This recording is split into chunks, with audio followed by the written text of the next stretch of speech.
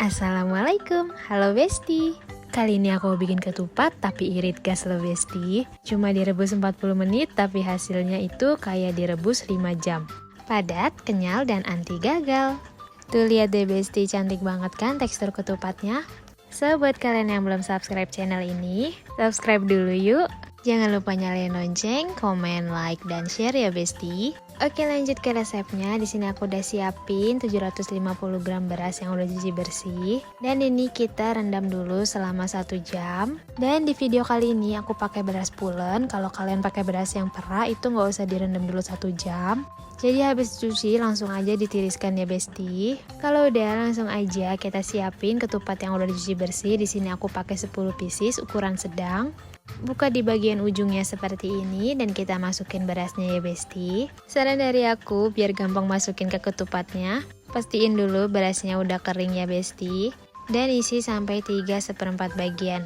Dan ini aku tunjukin ukuran setengah sama 3/4, dan 3/4 itu segini ya Besti. Kalau udah repeat sampai semua ketupatnya terisi. Dan untuk 750 gram beras ini pas banget buat 10 ketupat ukuran sedang. Kalau udah tinggal kita ikat supaya dia nggak mencar saat direbus. Dan di sini aku juga udah siapin air mendidih. Tambahin 3 lembar daun pandan, dan di sini supaya awet aku tambahin 1 sendok makan garam. Jadi ketupatnya ini awet dan tidak cepat basi walau direbus sebentar ya Besti.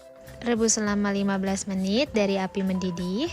Kalau udah, kita matikan kompornya dan tutup dengan rapat dan tunggu 30 menit. Kalau udah 30 menit, kita rebus lagi selama 15 menit dari api mendidih. Tutup dengan rapat. Kalau udah, kita matikan lagi kompornya dan diamkan 30 menit lagi ya Besti. Dan tutup sampai benar-benar tertutup rapat. Dan yang terakhir ini kita rebus selama 10 menit. Kalau udah 10 menit, matikan kompor dan kita sisihkan supaya dia kering. Sebelum merebus kalian pastiin lagi ikatnya kenceng jadi nggak pada lepas kayak aku gini ya Besti. Supaya angkatnya gampang langsung semuanya. Dan ini dia hasil setelah aku diemin semalaman karena ini aku masaknya sore sekitar jam 5. Jadinya tuh bagus banget, ketupatnya cantik. Padat tapi yang nggak keras gitu loh Besti, pokoknya enak banget deh. Dijamin anti gagal kalau kalian ikutin step by step dari aku. Tinggal dipotong-potong dan di sini aku udah bikin untuk sayur godoknya. Untuk resepnya nanti aku share di next video ya Besti.